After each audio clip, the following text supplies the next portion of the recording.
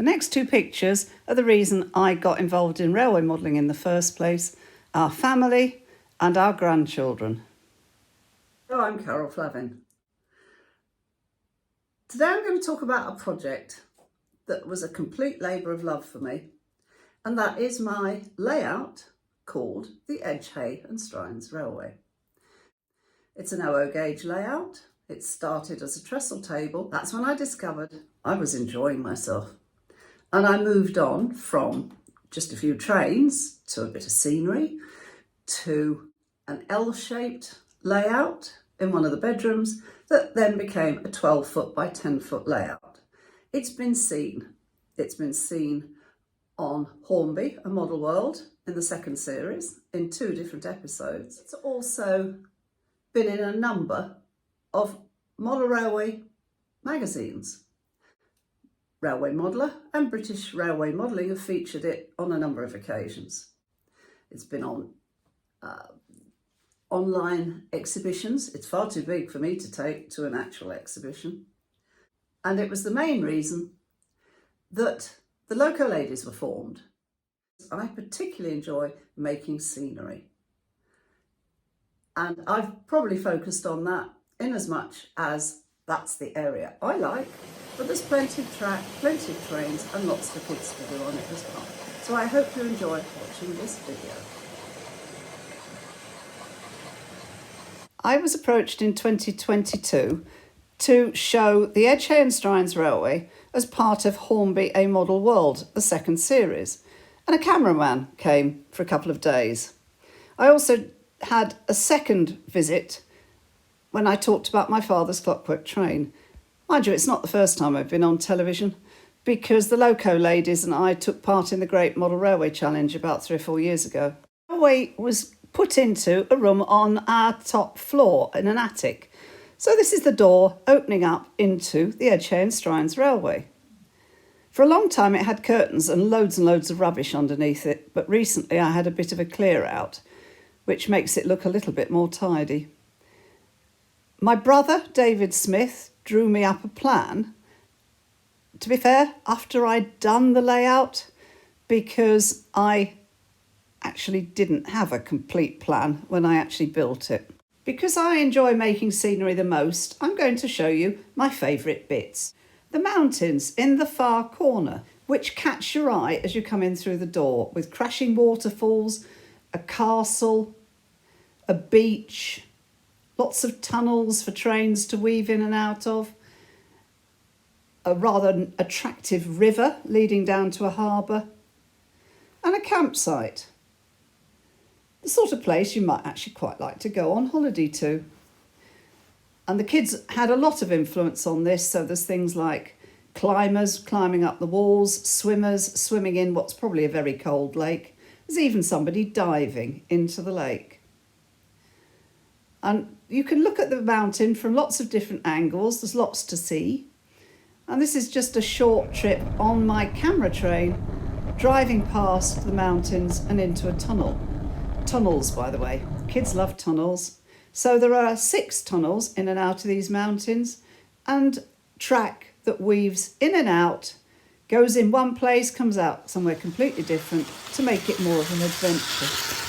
I wanted to make a rather grungy manufacturing area, and my family has been involved in this all the way through. So as you can see, there's Flavin'S outdoor supplies, for instance, and behind the factory there's some railway arches with Holt's Wine Merchants, which is my daughter and son-in-law's wine merchant shop in Huddersfield.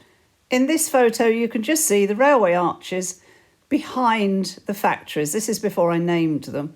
And this is a rather nice faded back photo that I took. I had to learn how to take my own photos for these articles because, of course, during COVID, people weren't coming out to photograph layouts anymore. I bought a second-hand GoPro and I've had a lot of fun taking moving pictures from the trains themselves and doing trackside shots as well.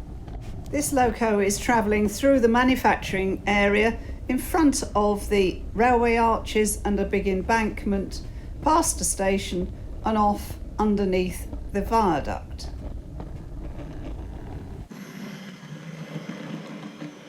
Here's a second shot of the manufacturing area with the train pulling into the lower station, and there is an upper station as well, the higher level track, which is actually a bit straighter than the other one. And you can see them pulling in, pulling out of the stations, which is a shot that I did with one of my grandchildren, James. Something I came to discover was that I really enjoyed creating water on my layout.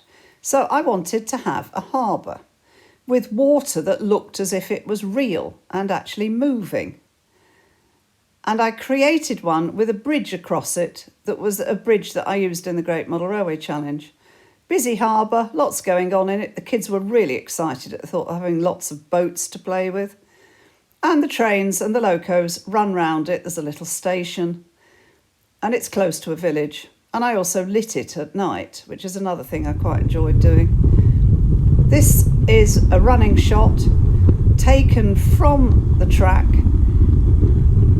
The back scene, by the way, was something Jody said to me. Grandma, you've got to have harbour walls in a harbour.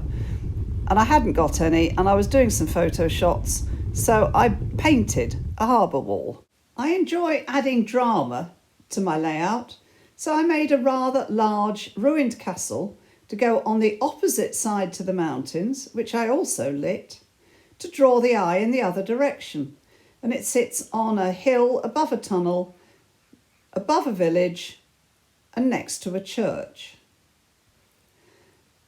Along the back wall there is this, which is a retaining wall, which I created, and apart from my Magna-Rail village items, has been my most watched video, which makes me laugh really. It seems a bit strange. A tiny little area on the layout which was like a little hamlet.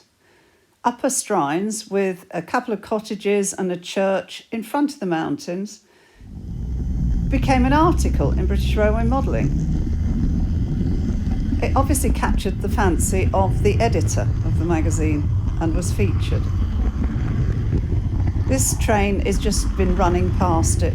Another area of water that I made was like a leisure lake on the lift-up bridge that allowed me to get inside to work on the track.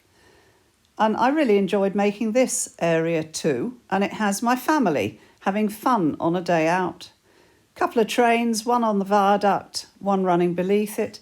And to show you this viaduct that I mentioned before, here's a short video clip. The viaduct rather dramatically runs along the whole of the front of the layout as you walk in through the door. That's the lift-up bridge section, by the way, there. Well, I hope you thought that was interesting. It does, I think, explain a great deal of what I went through in creating this layout over a period of about 5 years. It was during COVID, and of course COVID gave me plenty of opportunity to get on with it. Might never have happened actually if it weren't for COVID.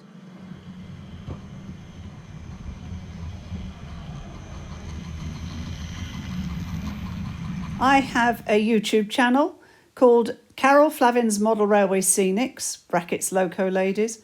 And if you've enjoyed this video, please subscribe to it, like it, share it, and generally look at my other videos. Nice to speak to you. Take care of yourself. Bye-bye.